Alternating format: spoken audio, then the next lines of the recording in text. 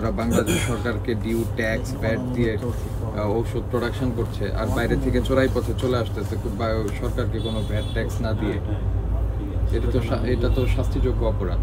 আপনার যেহেতু এখানে লাইসেন্স এখনো নেননি, আবেদন করেছেন, লাইসেন্সে একদম পরিষ্কার শর্তই আছে যে আপনি অনুমোদিত ঔষধ বিক্রয়ের জন্য সংরক্ষণ এগুলি করতে পারবেন না। এটার একটা করেন, কি লিস্ট বলে একটু সিজার লিস্ট করে ফেলেন। এই ড্রয়ারটা খুলেন তো।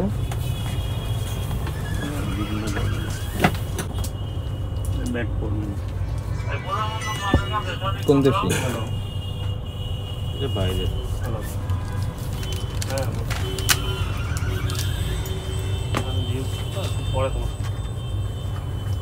আমদানিকারক কে?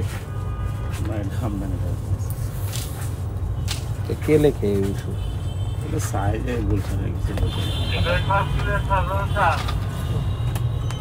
শুনেন, বাংলাদেশের কি বলে ড্রাগ অ্যাডমিনিস্ট্রেশনের যেগুলি অথরাইজ ঔষধ আছে সেগুলি বিক্রি করেন।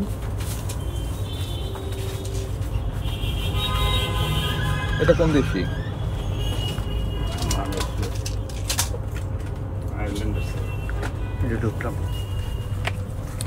আপনি বাইরের ঔষধ বিক্রি করতে পারবেন, সমস্যা নাই, কিন্তু সেটার আমাদের বৈধ আমদানিকারক লাগবে যিনি নিয়ে আসবেন। আমদানিকারক ছাড়া তো আপনি এই ওষুধ বিক্রি করতে পারবেন না। এই ড্রায়ারটা খুলে 70 টাকা রাখেন ভাই, একটু পরে 70 টাকা রাখেন।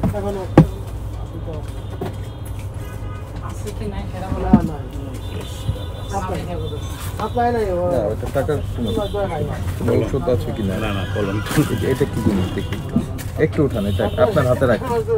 হ্যাঁ, হাতে রাখেন, উঠান। এগুলি কি কোম্পানি দেয়? ঠিক আছে ভাই, এটা লাগিয়ে যে 70 টাকা রাখেন এখানে, ওনারা দিয়ে দিবেন। রাখেন।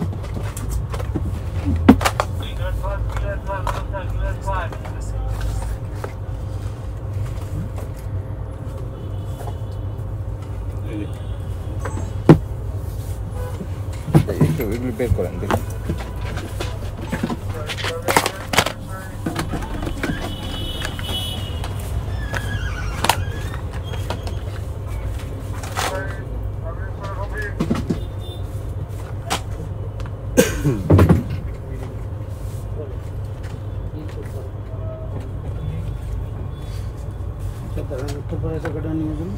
একটু বলেন আপনার ব্যাখ্যা কি?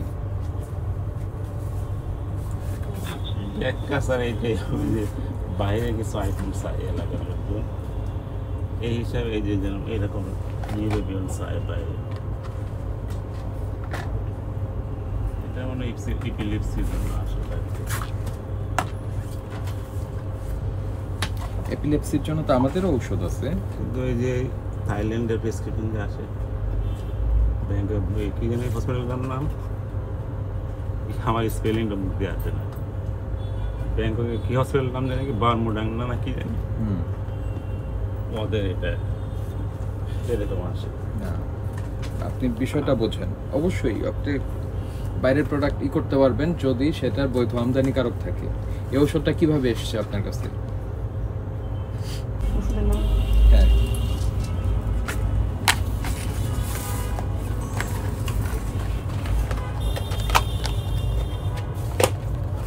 যখন আমদানিকারক এটা নিয়ে আসবে তখন আমদানিকারকের সিল থাকবে, তিনি বাংলাদেশি মূল্য মানে এখানে এমআরপিতে মূল্যটা উল্লেখ থাকবে, এবং বাই এনি চান্স এই ঔষধ নিয়ে কোনো প্রবলেম যদি অ্যারাইজ করে তখন এটা লায়াবিলিটি যাবে সেই আমদানিকারকের উপরে। এখন তো আপনার উপরে পড়বে।